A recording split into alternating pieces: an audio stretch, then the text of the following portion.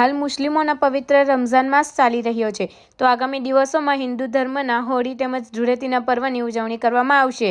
આ તમામ તહેવારો શાંતિપૂર્ણ માહોલમાં અને કોમી એખલાસભર્યા વાતાવરણમાં ઉજવાય તે માટે અંકલેશ્વર શહેર ડિવિઝન પોલીસ મથક ખાતે શાંતિ સમિતિનું બેઠકનું આયોજન કરવામાં આવ્યું હતું, જેમાં અંકલેશ્વર શહેર ડિવિઝન પોલીસ મથકના police inspector PG Chavda, Ankleshwar નગર સેવા સદનના પ્રમુખ લલિતા રાજપુરોહિત, અંકલેશ્વર શહેર ભાજપના પ્રમુખ ધર્મેન્દ્ર પુષ્કરણા, મુસ્લિમ આગેવાન વસીમ ફળવાલા તેમજ શાંતિ સમિતિના સભ્યો ઉપસ્થિત રહ્યા હતા।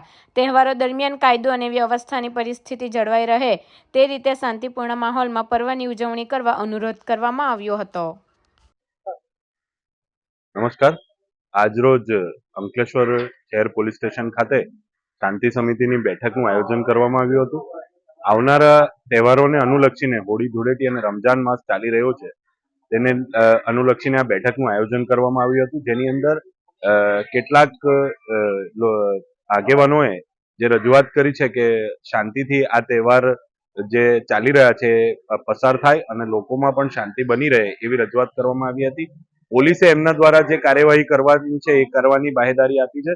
સાથે સાથે હું લોકોને, યુવાનોને અને પ્રજાજનોને બી અહીંયાથી નિવેદન કરવા માંગીશ કે તેઓ પણ શાંતિ જાળવે, સંયમ જાળવે અને પોતાના તહેવારોને માણે સારી રીતે અને ભાઈચારો બની રહે અને એક સાથે મળીને તહેવારોને ઉજવે એવી જબરદસ્તી સાથે અસ્તુ વંદે માતરમ। આજરોજ અંકલેશ્વર શહેર એ ડિવિઝન પોલીસ સ્ટેશન ખાતે પીઆઈ પીજી ચાવડા સાહેબની અધ્યક્ષતામાં શાંતિ સમિતિની બેઠક યોજાઈ હતી, જેમાં આવનાર તહેવાર હોળી ધૂળેટી તથા રમઝાન માસમાં જે કંઈ પણ અગવડો પડે છે અને કેવી રીતના એનું નિરાકરણ લાવવામાં આવે તે વિશે વિશેષ ચર્ચાઓ કરવામાં આવી હતી। આવનાર તહેવારો સૌ ભેગા મળીને કોમી એકલાસના વાતાવરણમાં ઉજવાય તેવી જ અભ્યર્થના સાથે જય હિન્દ, જય ભારત।